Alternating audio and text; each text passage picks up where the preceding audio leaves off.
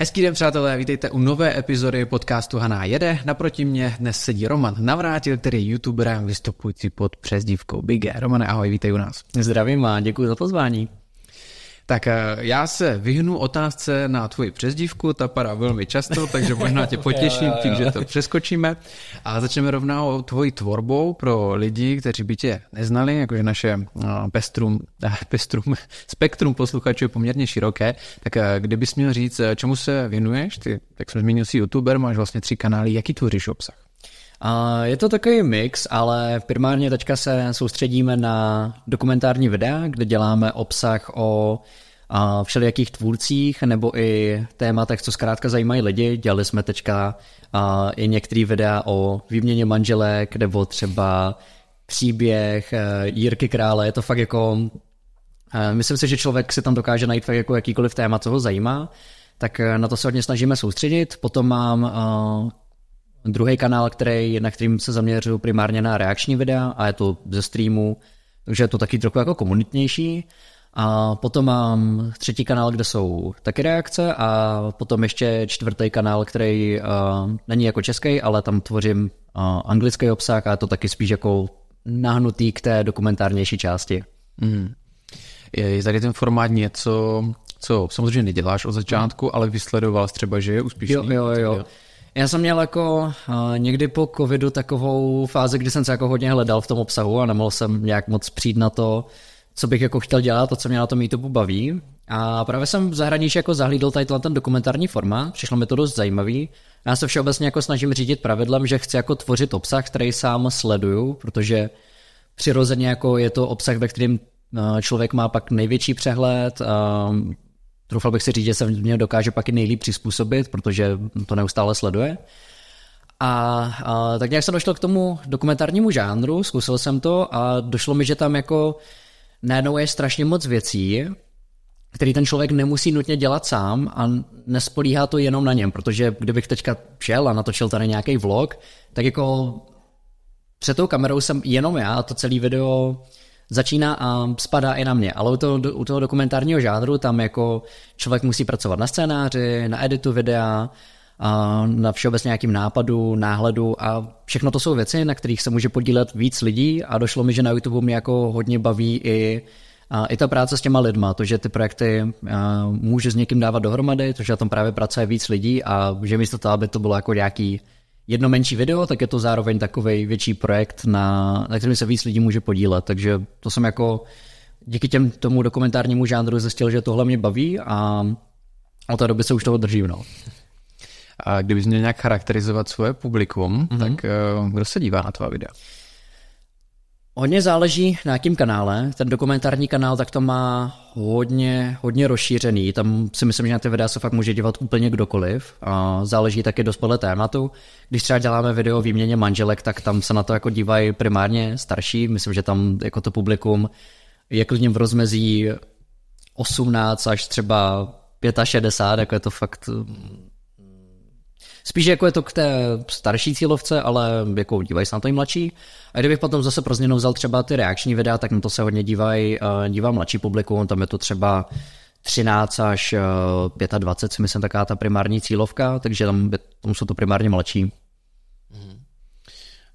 A ty, kdyby jsi mohl vybrat někoho, na koho budeš cílit, tak chceš to spektrum mít co nejširší, anebo naopak? Snažím se co nejširší, no. Myslím si, že jednak se nelimituješ potom tolik na tu sledovanost, že když jdeš jako cílíš čistě na jednu cílovku, tak může být jednodušší se k té cílovce dostat, protože když děláš obsah primárně jako na jednu určitou cílovku, tak máš jako na tom trhu nějakou určitou výhodu, než když děláš jako obsah, který se snaží jako zaujmout co nejvíc lidí.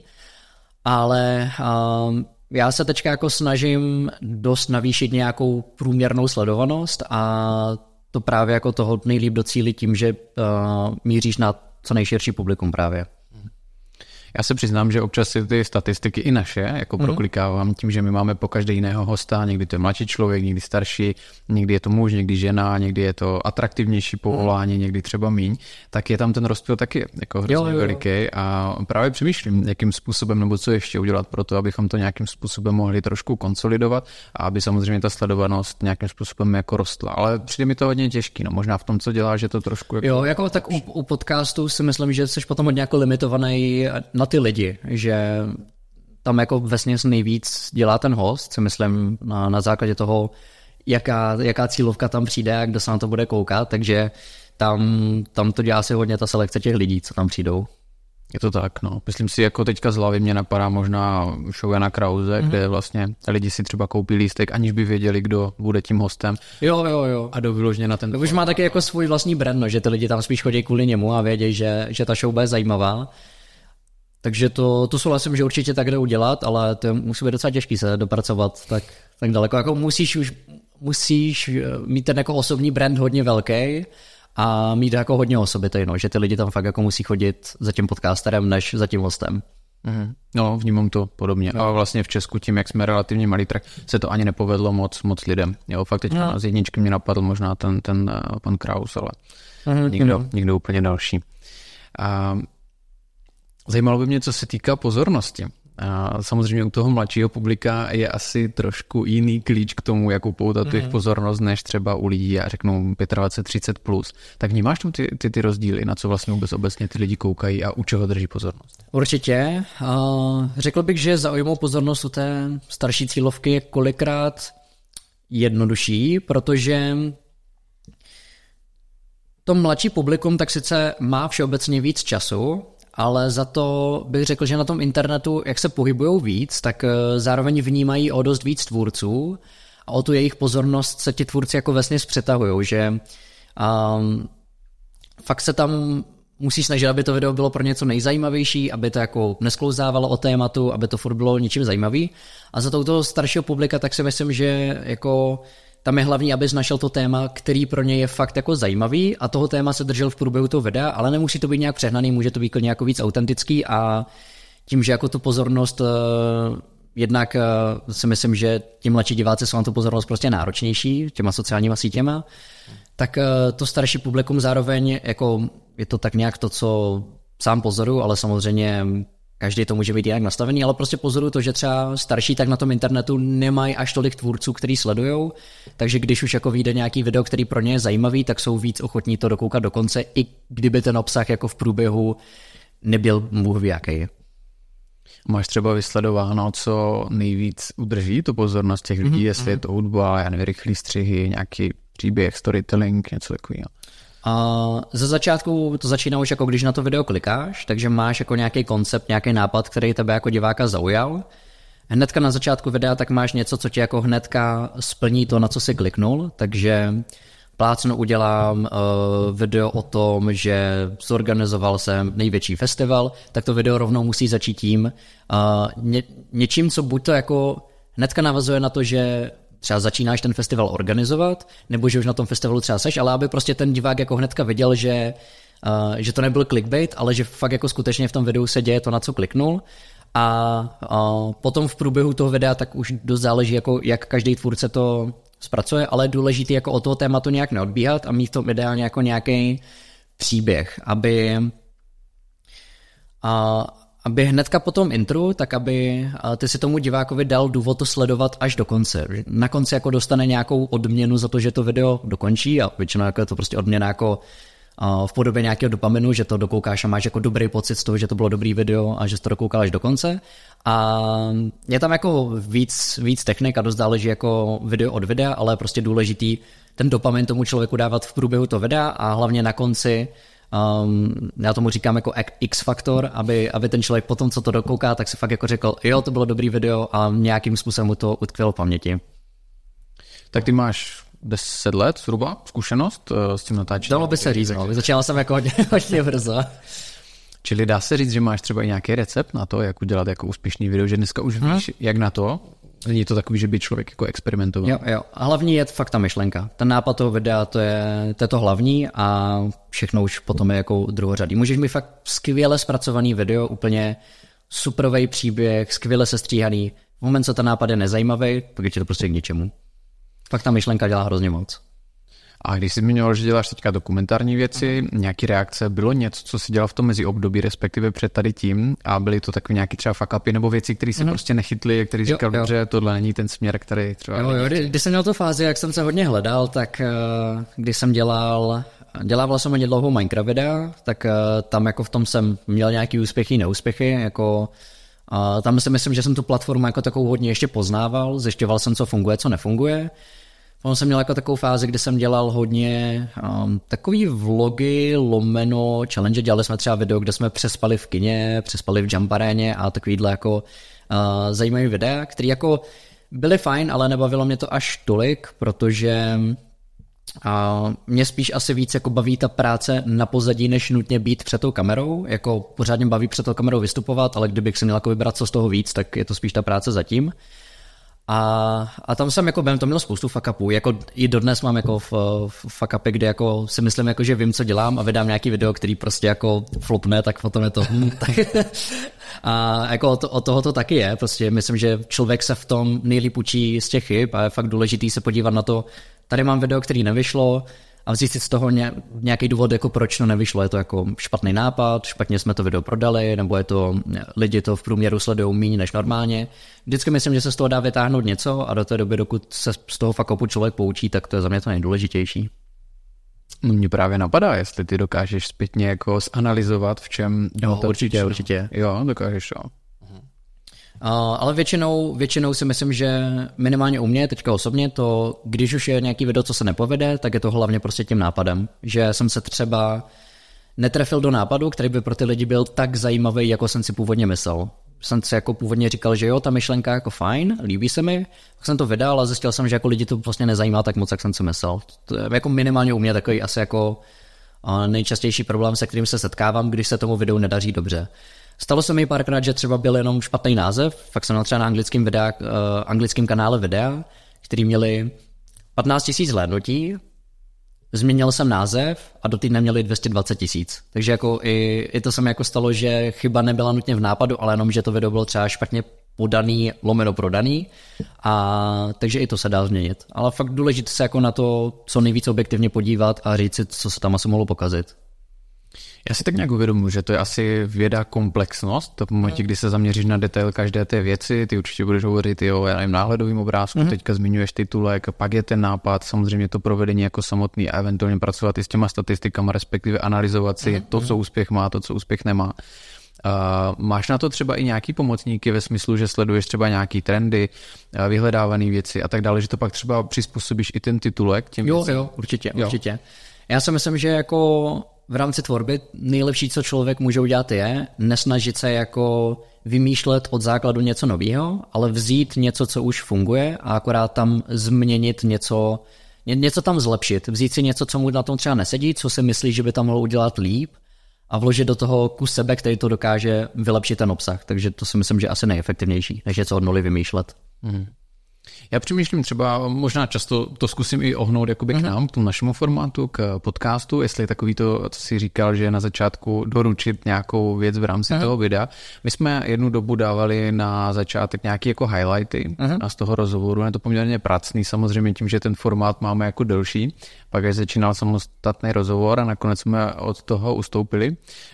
Vnímáš třeba ten rozdíl, že podcast je věc, která se dá dát taky, samozřejmě na YouTube v momentě, kdy to máš i s obrazem, ale je to trošku asi jiný typ videí, že? Než tvoříš ty a další ostatní. Jo. Tam myslím, že se jako zase dostaneme k tomu, že ty podcasty jsou taková osobitější záležitost, takže když tam máš nějakého fakt zajímavého hosta a máš tam publikum, který tam jde kvůli tomu hostovi, tak tam jako vesměs už ten slib mají splněný už jenom tím, že ten host tam jako skutečně je, ale jinak pokud máš třeba někoho, koho to tvé publikum tolik nezná, tak jako myslím si, že i takový ty highlighty toho, co ty lidi v tom podcastu čeká, tak můžou být fajn a zároveň si myslím, že v tom taky pomáhá, když ten podcast odstartuješ rovnou jako nějakým zajímavým tématem. kdybys měl třeba nějaký hosta, u kterého víš, jako že expert na nějaký téma a zároveň bys tom dokázal najít nějaký propojení toho, že by to téma zajímalo i tvoje publikum a byl by si s tom jako celkem jistý, tak to si myslím, že je fakt ideální téma na rovnou jako začátek toho podcastu. A co všechno děláš před a po tom videu? Samozřejmě to není jenom vydání toho hlavního materiálu, tak máš třeba nějaký balíček věcí nebo nějakých činností, akčních kroků, který třeba děláš před a po. A myslíš, že jako během zpracování toho videa? A víceméně, když už ho máš hotový, možná až takhle. Jo, jestli to nějakým způsobem třeba teasuješ, jo, potom jestli něco z toho ještě stříháte, jo, nějaké upoutávky. Na tohle mám jako naštěstí to štěstí a tu pozici, že na vlastně jako už všech kanálech, tak je tam nějaký publikum, který je, řekl bych, je tam nějaká jako základní fanouškovská základna, který se podívá už jako, když to řeknu blbě, jako na cokoliv, co vydáš. A já vlastně jako nejvíc spolíhám v to, že když to video samo o sobě je fakt dobrý, tak se to mezi ty lidi dostane. Takže já už dávno moc jako nedělám, že bych to třeba promoval ty videa na Instagramu, což určitě je fajn, protože když ty lidi to vidí u tebe na Instagramu, tak můžu se na to jednoduše prokliknout a vědějí o tom snáš, takže to je určitě jako z části nějaká moje lenost, že to třeba nedávám na Instagram, ale já jako většinou hlavně sázím na to, že když to video je dobrý, tak ta platforma to video dál doporučí. Takže to jako potom, co to video vydám, tak už žádný moc extra kroky nejsou, spíš jako většinou si od toho videa dám jako trochu prostor, třeba na den, na dva, vidím, jak se tomu daří, a potom jako se z toho beru nějakou zpětnou vazbu a případně, když mám pocit, že bych třeba měl změnit náhled nebo titulek, tak ho ještě potom upravím, ale vlastně z povídání už toho jako nedělám tolik a spíš jako se už přesouvám k dalšímu projektu. A pojďme ještě teda ten náhodový obrázek, ať to máme kompletní.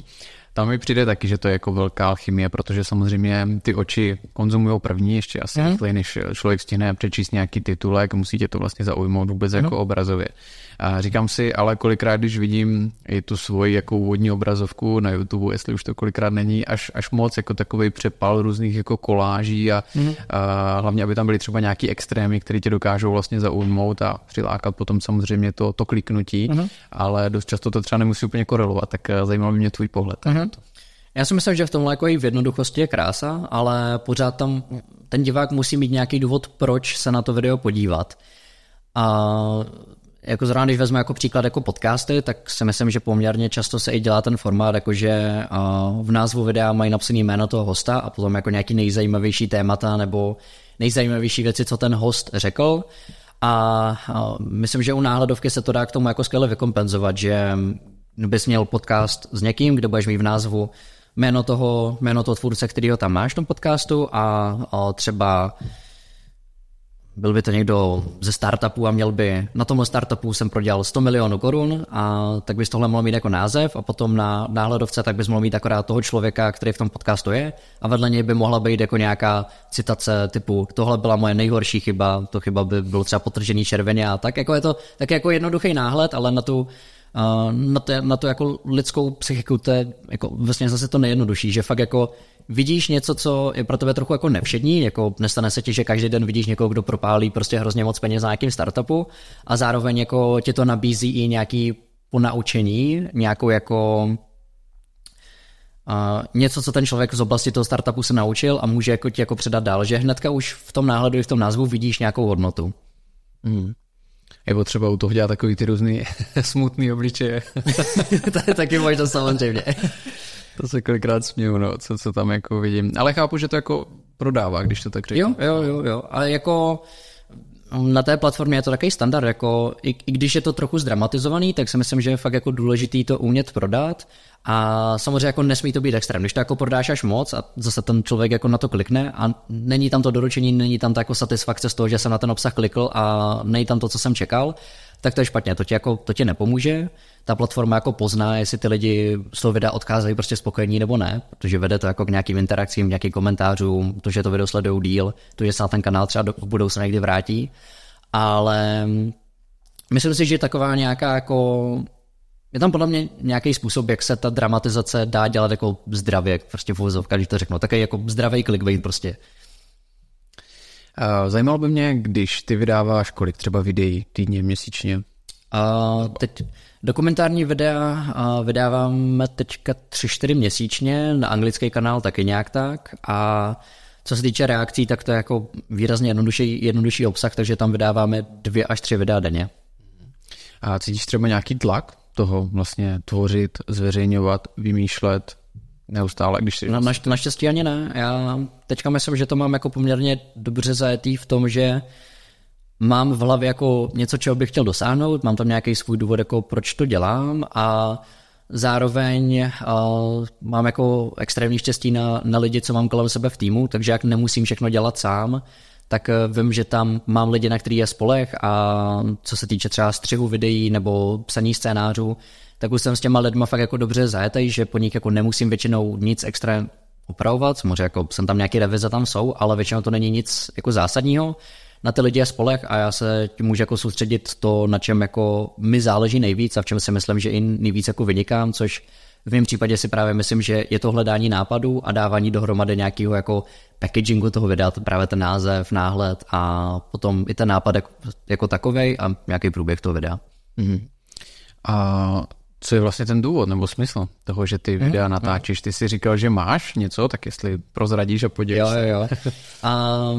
Z začátku to bylo, já se to jako vždycky snažím postupně posouvat, nemám jako přímo nějaký jako v horizontu třeba 10 let, ale snažím se to postupně posouvat. Prvně to bylo, že jsem chtěl dělat dokumentární videa pravidelně, to se mi jako teďka povedlo a teďka se jako zase snažím bych to jako zhrnul, jak si myslím, že ten můj jako největší cíl je být co nejlepší v tvorbě těch videí jako takový, s tou jako nápaditou částí, že fakt jako dostat se do bodu, kdy mě napadne nějaký žánr videí, plásnu třeba soudní spory, něco prostě úplně náhodného, tak bych fakt jako do téhleté níž věci dokázal přijít a dokázal bych tam prostě od nuly založit úspěšný kanál, který je schopný na tohle téma přilákat lidi. Takže nějaký moje proč si myslím je budování toho skillu, zaujmout lidi a tvořit dobrý videa. To si myslím, že je takový všeobecně moje proč, co mě na tom baví a co mě tak nějak žene dál. To, že každý den se může jako na to podívat zpátky a říct si jo, tady v tomhle jsem se jako posunul někam dál.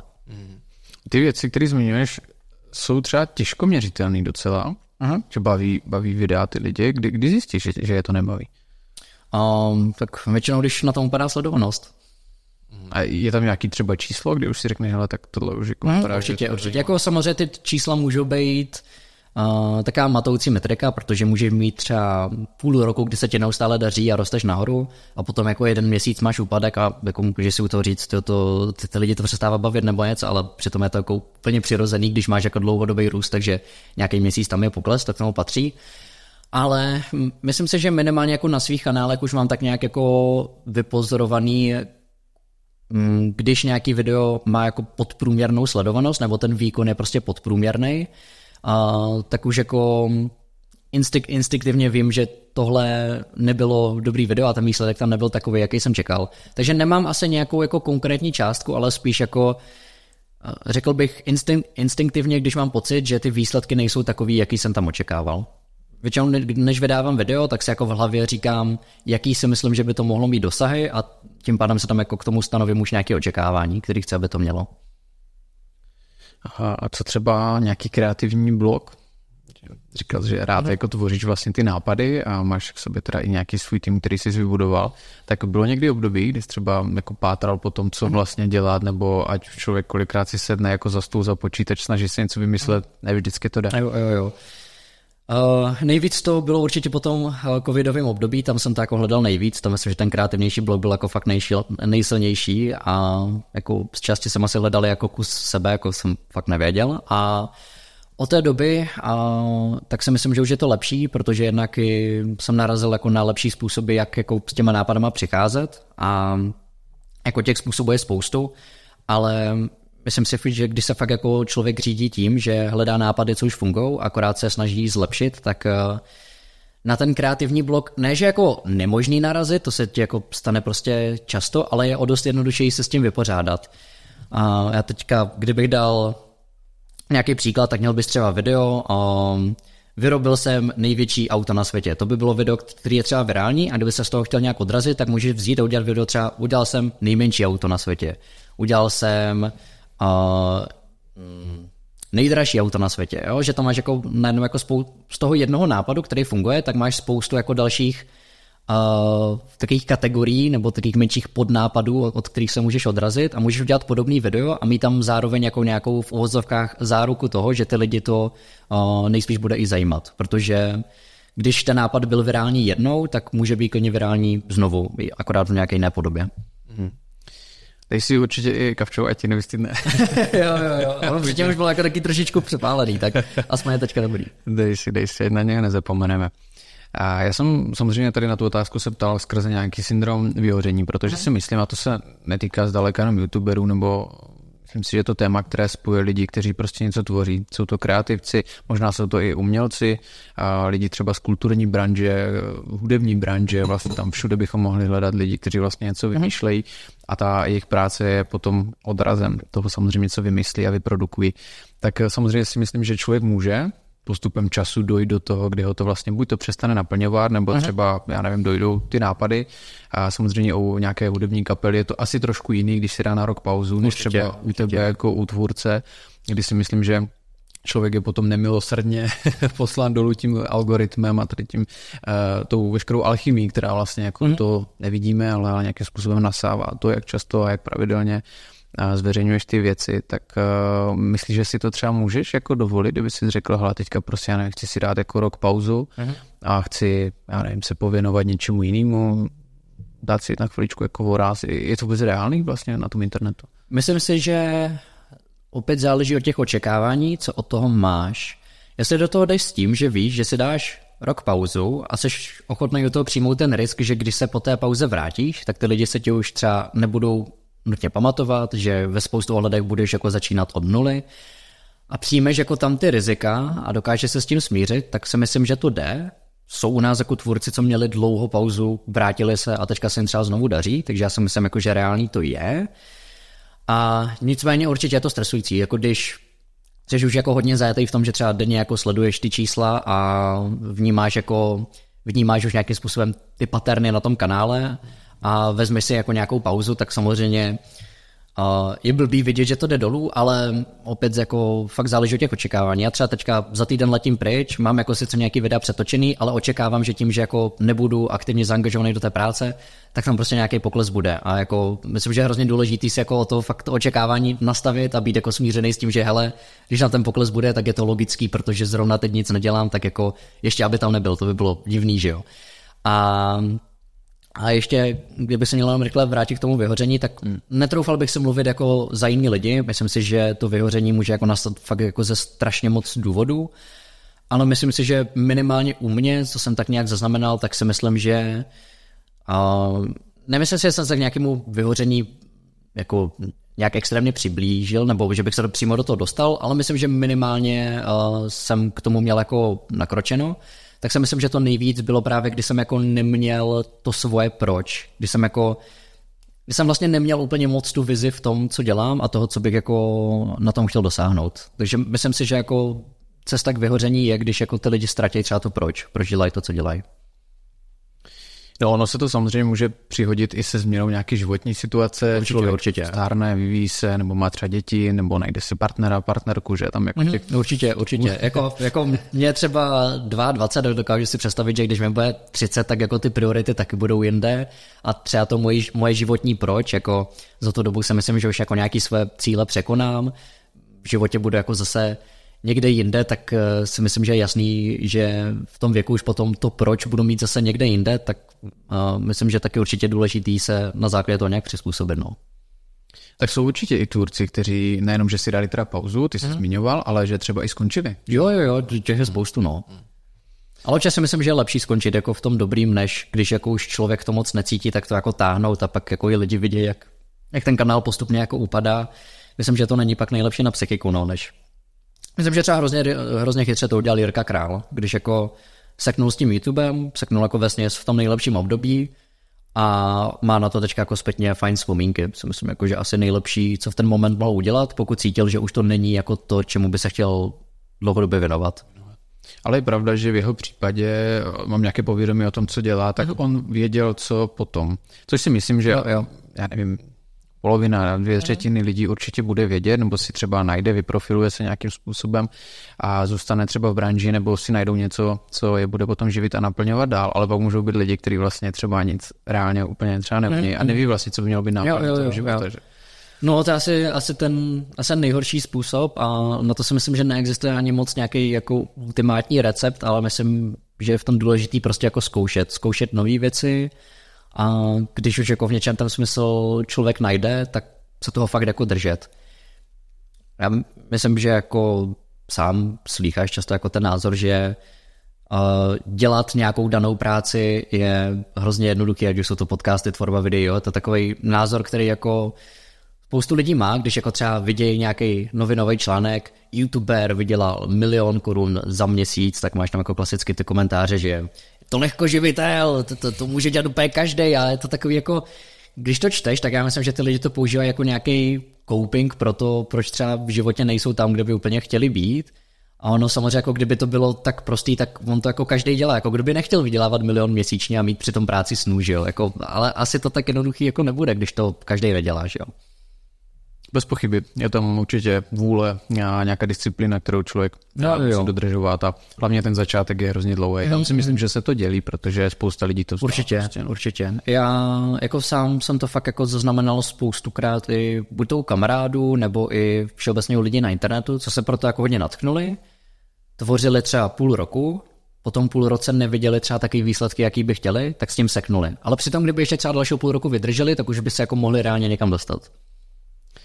Tohle si myslím, že je téma, nebo minimálně, nevím, že by se o něm mluvilo nějak hodně, ale myslím si, že se to děje úplně každému. A když jsi zpěvák, youtuber, děláš podcasty nebo cokoliv jiného. Že vlastně na tom začátku na to fakt kouká tvoje možná nejbližší jako okolí. Je to takový hodně postupný a těžký nabírání, jako organický nabírání nějaké jako komunity, možná fanoušků, když to tak určitě. Ale pak to má vlastně exponenciální, že jo? Že ten začátek je hrozně pomalej, ale pak přijde jeden den, jeden bod a začne to prostě růst jako strmě. A když jsem poslouchal nějaký rozhovory s lidma, nedokázali to nějak vysvětlit. Prostě to jednoho dne jako přišlo. Jo, nebylo tam, že by vydali takovýhle single, takovýhle video, takovýhle rozhovor, ale prostě jednoho dne se to zlomilo a pak už to začalo vlastně splácet všechen ten čas a tu energii, kterou do toho jako věnovali. Ale nikdy to třeba není, já nevím, po 5 měsících nebo po roce, dost často je to třeba. Je to individuální. 3 roky, 5 let, jo. Sami, že to děláš 10 let. A to by to taky, kdy ti to bouchlo před kolik 3 rokama, někdy kolem toho covidu? No, někdy kolem covidu. Takže 4-5 let zpátky. Takže jako nevím, s jakou ideou si do toho šel na začátku, asi ne, možná s tím, že budeš youtuber, možná si jenom něco. No jasně, to bylo spíš, že mě bavilo natáčet blbosti. No. Tak, ale pak se třeba taky podle mě, že jo, 3-4 roky snažil, nic, pak si třeba našel teprve něco jako konkrétně u mě to bylo tak, že já si myslím, že těch prvních x let, tak jsem tam jako sbíral ty zkušenosti a jako bavilo mě to a potom, co jsem ty zkušenosti jako měl, tak najednou se ocitla příležitost, které díky tomu, že už jsem ty zkušenosti měl, tak jsem ji dokázal fakt jako dobře využít. Ale myslím si, že kdybych jako neměl těch x let zkušeností předtím, než ta příležitost přišla, tak bych jich fakt ani jako zdaleka nevyužil tak, jak jsem ji využil. Takže já si myslím, že i u většiny lidí, kdy jako přijde najednou to, že z ničeho nic vyletěj, tak je to právě to, že mají ty zkušenosti z těch předchozích x měsíců nebo let a potom najednou jako přijde nějaká příležitost, která je jako takovej test těch zkušeností. A když je mají a jsou na ten moment připravení, tak si myslím, že to je jako právě to, kdy se jim to povede. Minimálně já jsem to jako soudně měl.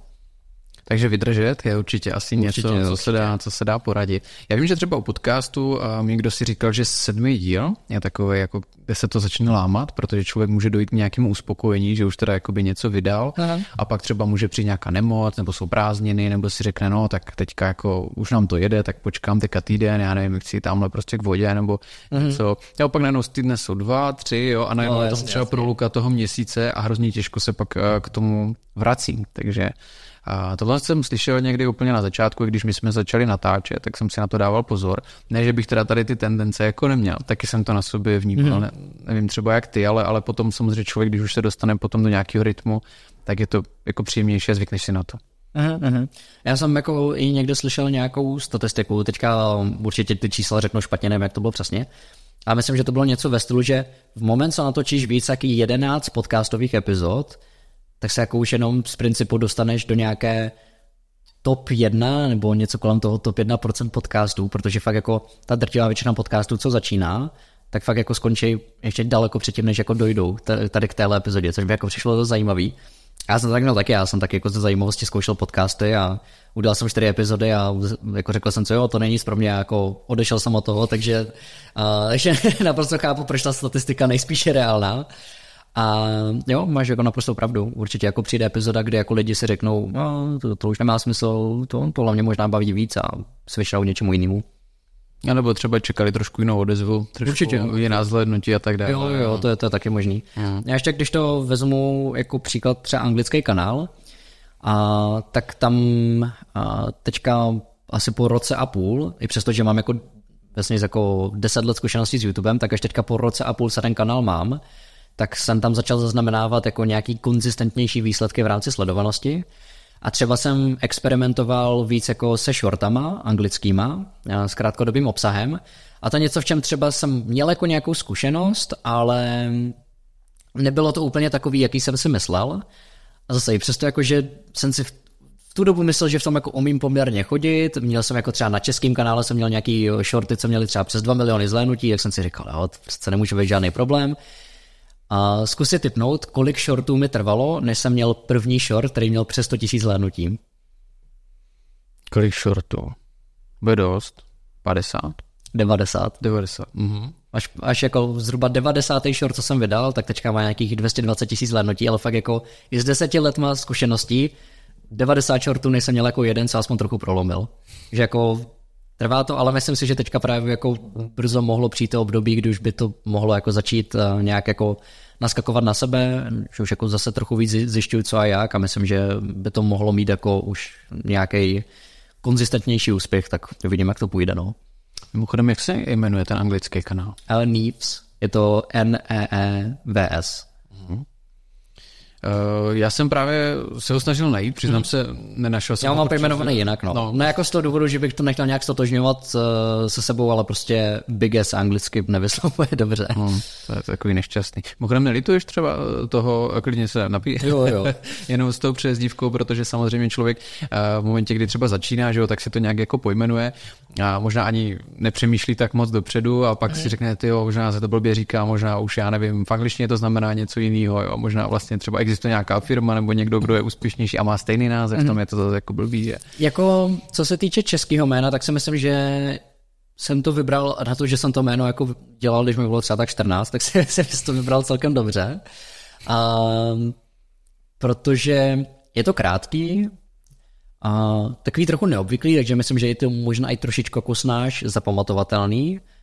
A v češtině se to jako poměrně dobře vyslovuje, když to vyslovuješ tak, jak se to čte, takže já jsem s tím spokojený, já jako myslím, že to je poměrně jako ještě v pohodě přezdívka. Mohlo být hůř. No určitě jo. A na druhou stranu ten název je samozřejmě klíčový, že jo? To je taky jedna z prvních věcí, který vlastně člověk nebo ten konzument potom to vidí, ať zase se jedná o video, o podcast, o hudební kapelu, že jo, vlastně o cokoliv. My jsme třeba tenkrát taky, ty už skoro 4,5 roku zpátky taky vymýšleli název vlastně pro ten podcast a měl jsem různý koncepty, mám ještě někde napsaný, ale musím říct, že třeba Hana, jsem jako hrozně spokojený teďka i s vstupem času, že to je jako krátký, úderný a vlastně jsem s tím jako mega spokojený, ale začátek jsem taky nevěděl, taky jsem si říkal, je to dobrý to.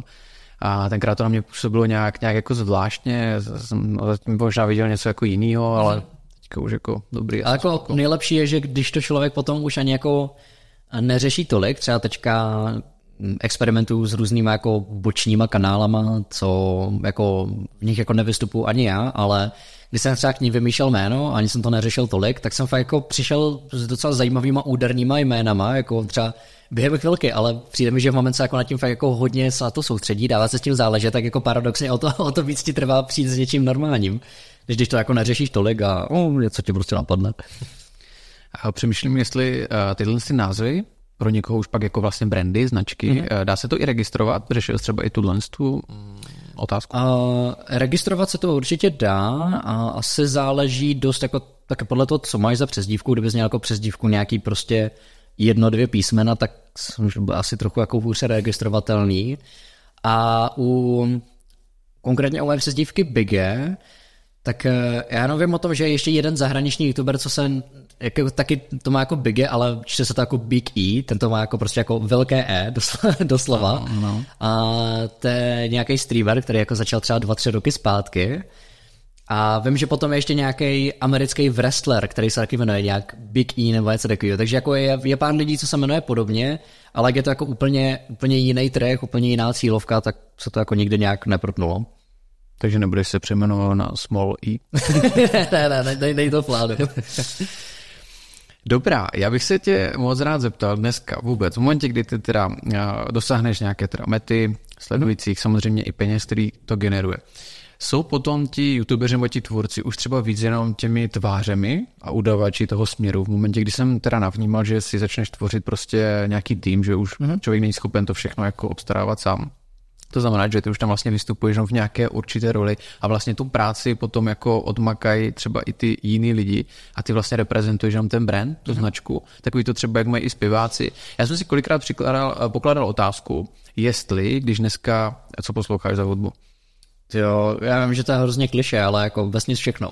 Všechno, dobře, ale víme, že jedeš na hudební festival, říkal si Martina Garrixe, tak kdyby tobě Martin Garrix poslal svůj nějaký track teďka novej a ty bys to vydal prostě pod svým jménem nebo nějakého tady DJ prostě z Olomouce nebo z Prahy, koho vlastně téměř nikdo nezná a naopak ty bys poslal něco Martinovi a on by to vydal pod svým jménem. Víš, tam už myslím, že určitě. I třeba horší věc by měla jako obrovský... Jo, tak tam už to máš jako nějakou sílu značky, zároveň, že ta značka garantuje i nějakou určitou kvalitu, takže lidi se to poslechnou jenom z principu. A zároveň tam máš jako už zatím úplně jiný jako marketingový tým, jsou tam jako jiný zkušenosti s tím, jak tu hudbu promovat, jo? Takže určitě ten výsledek by byl diametrálně jiný, než kdyby to vydal interpret, co s tím tu zkušenost nemá.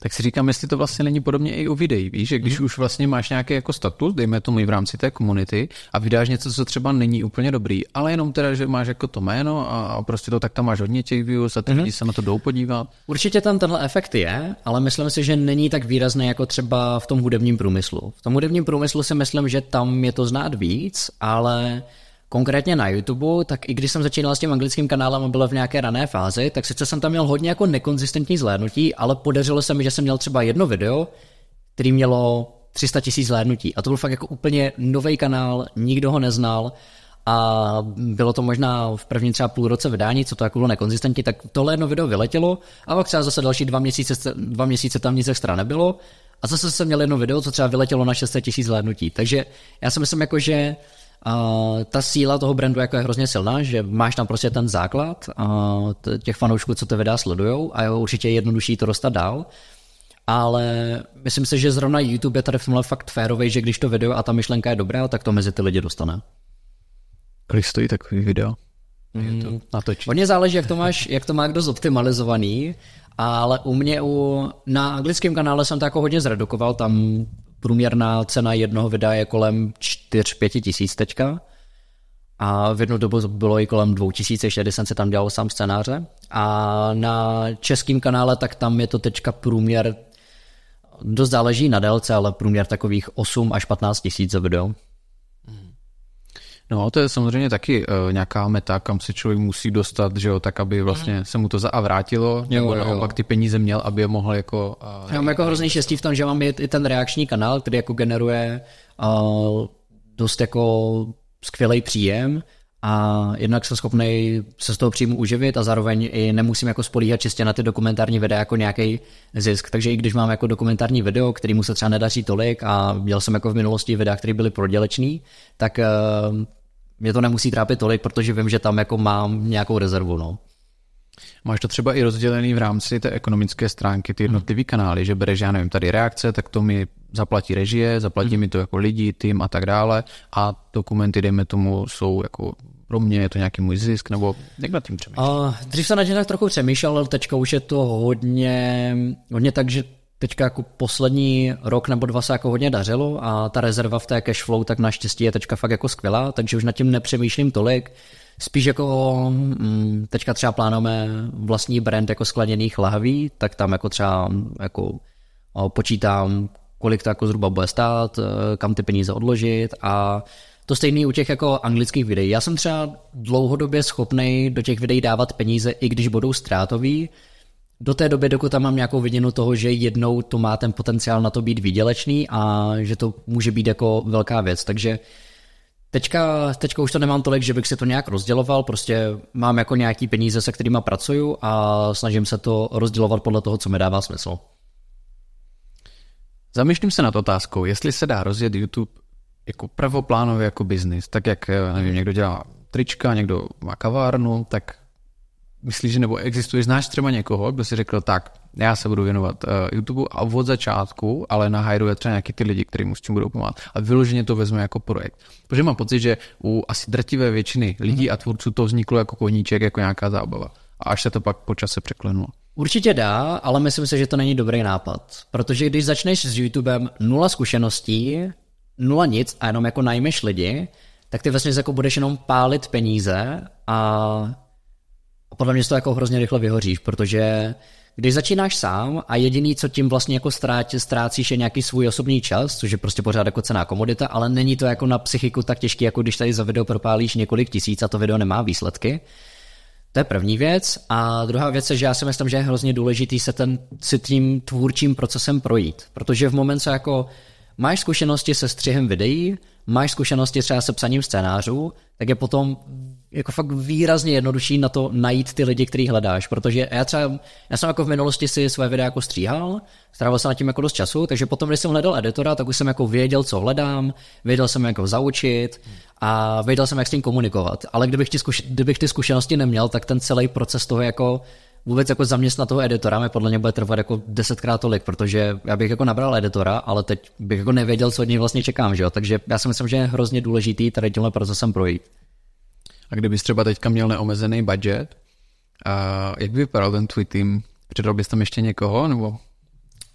Kdyby byl neomezený budget, to paradox je, já si myslím, že kdyby byl neomezený budget, tak bych ty věci pořád dělal dost podobně, protože já si myslím, jako, že teďka naštěstí ty projekty, co dělám, tak už nejsou tolik jako limitovaný financema, ale spíš jako mýma zkušenostma.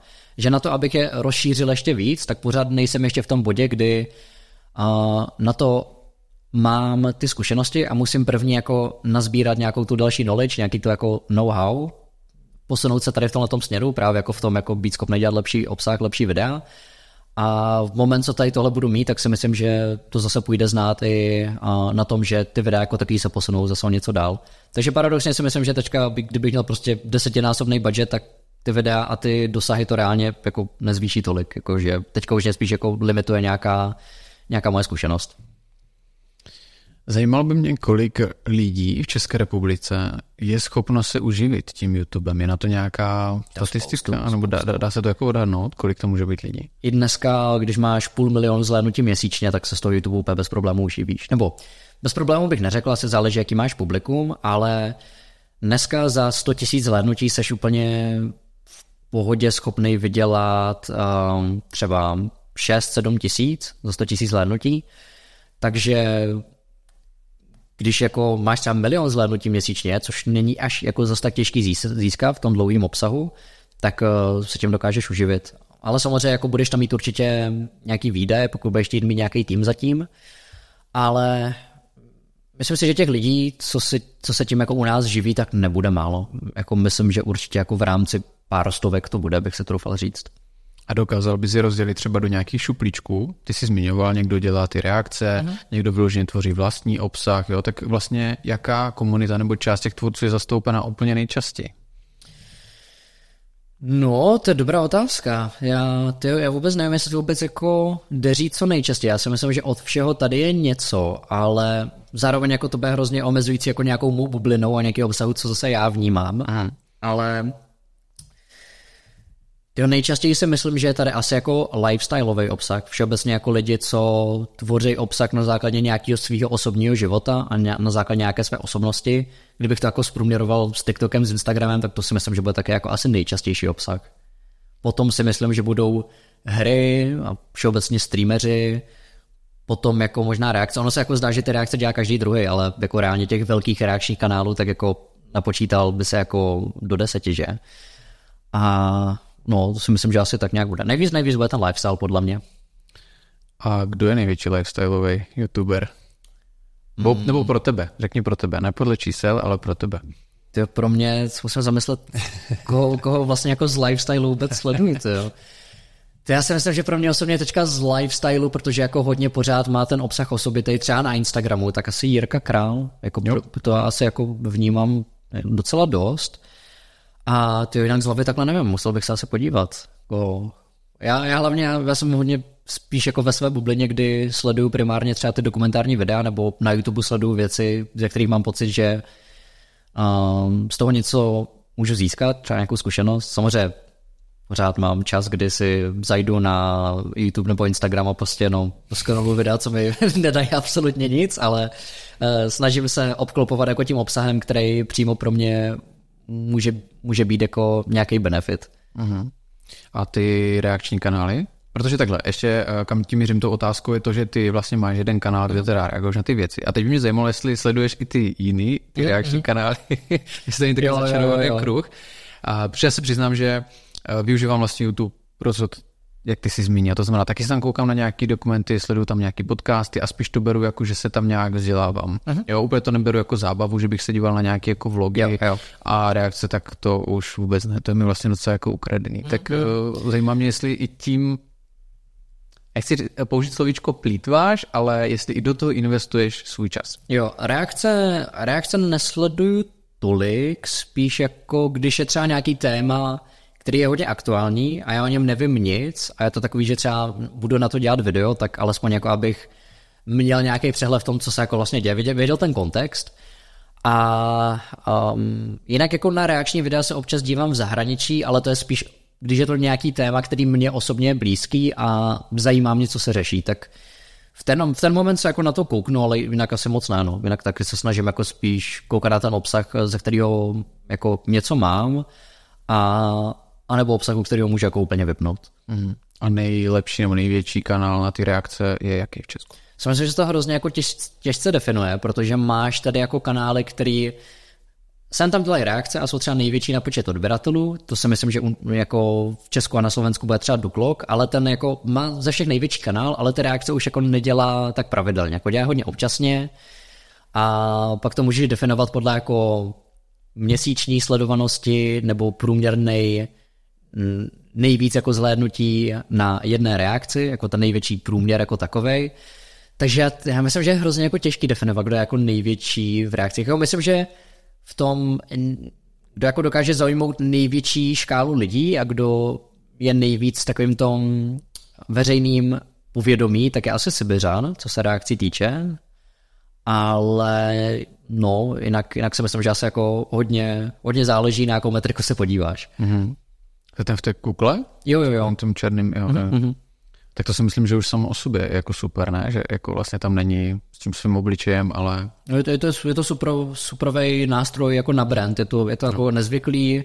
Já si myslím, že lidi zároveň, co vidíš kuklu, tak většina lidí má jako kuklu spojenou jako s něčím špatným, jako že musíš jako něco tajit, nebo že jako chystáš udělat něco špatného, tak si myslím, že zároveň na těch reakcích to má jako nějakou svou auru, že ty lidi to okamžitě chytí, protože vlastně jako nevědí, co to čekat. Takže já si myslím, že v rámci brandingu to je jako geniální, ta kukla.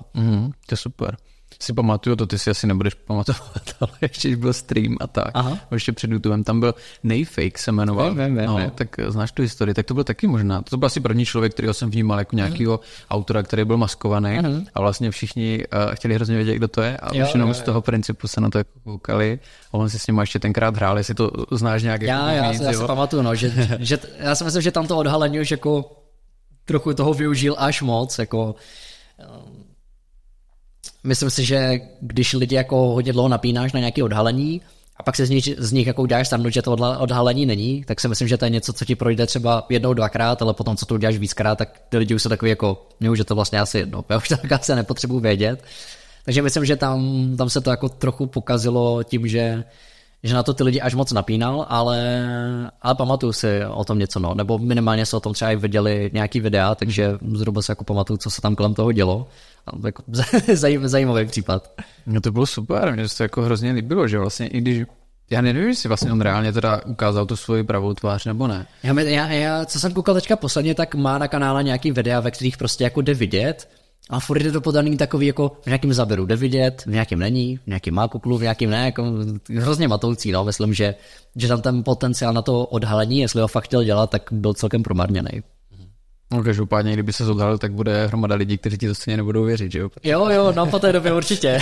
Budou pochybovat, jako je to vůbec on.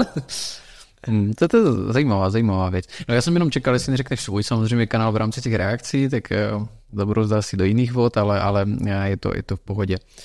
Tak, posuneme se dál s dovolením. Mě by zajímalo, když se budeme bavit o těch mladých lidech, tak co vlastně poutá jako nejvíc jejich pozornost? Jsou to právě ty reakce, nebo na co vlastně dneska koukají mladí lidi? A to fakt berme, já nevím, těch 15-18 let třeba. A já si myslím, že je to určitě nějaký zdravý množství bizáru, že určitě jako ono můžeš říct prostě jako je to v uvozovkách jednodušší zábava, ale já si myslím, že pro ně to může být třeba obsah, u kterého se dá jednoduše vypnout a zároveň to může být nějaký davový efekt, že sledují to spoustu jejich vrstevníci a tím, že jako nechtějí mít pocit, jako že vynechávají to téma, tak se na to podívají taky. Ale já si myslím, že hrozně jako záleží, koho by se zeptal. Já to zase nedokážu definovat tolik, protože já mám jako nějakou svou bublinu třeba u svých reakcí, co vnímám, co lidi baví a co nebaví. Ale to stejné, co lidi nebaví u mě na kanále, tak je může bavit zase na jiném kanále. Takže se jako hrozně blbě jako definuje, co mladí dneska sledujou. Já si myslím, že vesměs dneska tam jako nejsou žádný veze u něčeho, že jsou jako otevřený fakt jakýmukoliv obsahu do té doby, dokud je pro ně dobře zpracovaný. Takže tam je fakt jako těžký dát nějakou jednotnou věc, co myslím, že zároveň, jak říkám, že v nějaké vlastní bublině, takže bych to asi nedokázal tolik definovat. Několikrát přijde, že tam je hrozná jako neúměra, jo, že někdo natočí, já nevím, že tady dá 60 mentosek někde do vany, nebo já nevím, do Coca-Coly prostě, jo, a má to hrozně velký jako ty views a ty lidi se na to prostě koukají a pak někdo udělá třeba super nějaký příběh. Nechci teďka dávat jakoby tebe za příklad, protože samozřejmě ty tam ty zhlédnutí máš taky, ale někdo, dejme tomu, kdyby udělal podobný storytelling něčeho. Já jsem třeba viděl, nebo díval jsem se na video o tom panu Procházkovi, což byl vlastně ten, že jo, zloděj Lupič a známý český, tak to mě hrozně bavilo, protože jsem tenkrát tu kauzu jako sledoval a obecně mě detektivní věci baví a vím, že zatím je fakt jako hromada práce nějakých jako rešerší a udělat z toho ten scénář a ten příběh. Tak pak jsem viděl pár videí, které třeba byly takhle jako hezky zpracovaný a vím, že zatím bylo hromada práce. No prostě jako nebylo tam tolik zhlédnutí, jako když nadoveš prostě 600 mentosek do Jo, jak říkám, jako dneska si myslím, že mentosky by už moc nefungovaly, protože to už jako taky ohraný nápad, ale v té době to jako na tu lidskou psychologii, na ten náš jako základní mozek to prostě skvěle fungovalo v tom, že lidi viděli něco, co je prostě neobvyklý. A to si myslím, že na YouTube jako dodnes funguje dobře, pokud lidem dokážeš ukázat něco, na čem se fakt jako musí pozastavit a říct si, vidím to jako správně, jo, to jako prostě, když jsem měl YouTube třeba 2017 a právě byla ještě hodně éra, kdy každý jako točil vlogy, jako let's play a tak podobně, tak když mezi těma všema videama na tebe vyskočil borec, který se prostě koupil v Coca-Cole, tak jsi řekl, ty vole, co to je? A musel se na to podívat, takže jako mělo to nějaký své určitý kouzlo. A jak říkám, proto si myslím, že je jako fakt nejdůležitější ta myšlenka, protože můžeš mít jako sebelý propracovaný video, ale když ta myšlenka nezaujme tolik lidí, tak je to jako vlastně k ničemu, no. No, není tam ta přímá úměra toho, kolik člověk investuje. Jo, ta lidská psychologie se jako dělá hrozně moc, no. Pro budování osobní značky, kdybych se rozhodl, nebo dneska někdo rozhodl, začne prostě od nuly. Co si myslíš, že je nejlepší? Je to YouTube, je to TikTok, je to Instagram třeba? Může to být cokoliv a hodně se to liší podle toho obsahu, co děláš. Pokud děláš krátký videa, tak si myslím, že je nejlepší být aktivní na všech těch platformách, protože na každé platformě je trochu jiná skupina lidí, kterou si schopný tím zaujmout. A je to obsah, který zároveň můžeš dávat na všechny ty 3 platformy, tak proč je tam rovnou nedávat. A asi fakt záleží podle toho obsahu, no. A záleží to, co je ti komfortnější, to, co sám sleduješ, takže pokud jako vnímáš hodně tvůrce, co dělají short form obsah a vnímáš tam něco, co bys dokázal zreplikovat a udělat ještě líp, tak to je taky možnost, ale co se týče jako čistě toho osobního brandu, tak si myslím, že nejrychleji jsi schopný vybudovat nějaký osobní brand a mít jako důvěru lidí, pokud vezmeš nějaký problém, který ty lidi mají a v rámci svého brandu ty problémy řešíš. A není to teďka jako nějaký řešení v podobě, jak jako rychle zbohatnout, že těm lidem prodáváš nějaký skemy nebo něco takového, ale jakože vyloženě těm lidem jako v něčem pomůžeš. Takže to si myslím, že je fakt jako super způsob na budování brandu, ke kterému se lidé rádi vracejí. No a ty jsi mi nahrál na jednu otázku, na kterou jsem se taky chtěl zeptat, a to je to, když dneska je ten internet přehlcený těma krátkýma jako videama, ať už jsou to ty TikToky nebo Reelska Shorts, a kde vlastně musíš zaujmout během 1,5 sekundy, jinak jako jsi odsouzený prostě na to posunutí tím palcem někam pryč. A tak si říkám, jestli mají vlastně vůbec šanci uspět ty dlouhý videa. A znám i některé youtubery, který dělají vyloženě takový ten pomalej jako content. A má to taky, musím říct, svý kouzlo. Má, určitě. Jako u toho dlouhého obsahu, tak jsi schopný s tím divákem mít pořád jako nějaký... Ty lidi se tě snaží zapamatujou. Myslím si, že proto, aby se tě lidi zapamatovali z krátkých videí, tak plácnou. Potřebují vidět fakt alespoň třeba 20 krátkých videí o tebe, aby alespoň jako začali nějak vnímat ten tvůj obličej.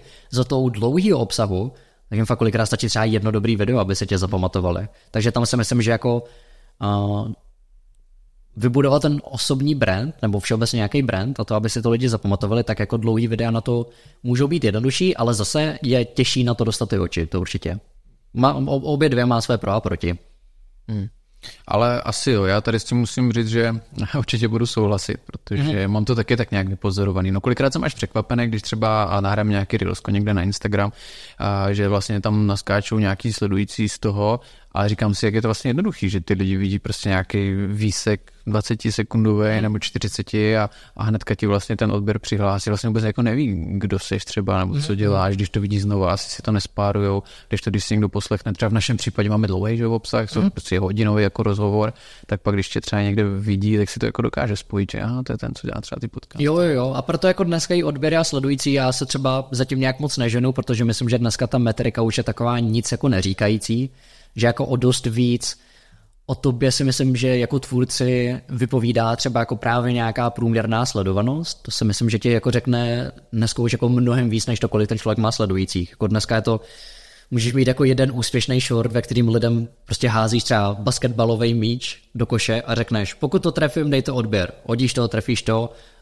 získáš toho třeba 30 000 odběratelů, tak to je taká jako metrika hrozně o ničem. No. Takže myslím, že dneska už to určitě nemá takovou váhu jako třeba 5, 6, 7 let zpátky.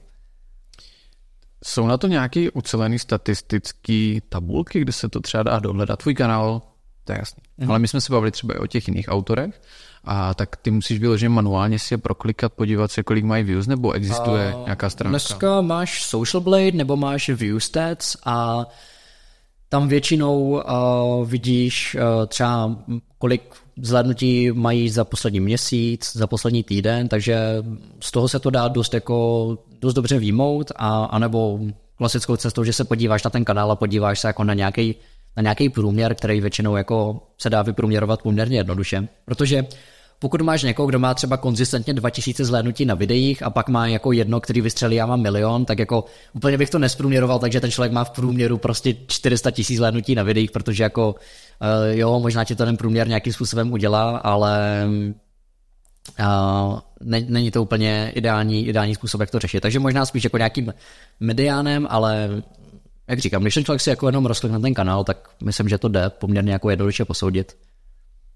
Co třeba umělá inteligence? Používáš to nějak v rámci nějakých ať už analýz nebo třeba tvorby scénářů, obsahu? Snažím se to zakomponovávat víc, ale zatím jako k té práci, které se já nejvíc věnuju, což je jako vymýšlení těch nápadů a toho obsahu, tak jsem to ještě nevyužil tolik, ale jako přiznám se, že si myslím, že určitě pro mě by bylo fajn to do toho zakomponovat víc, protože je v tom určitě velký potenciál.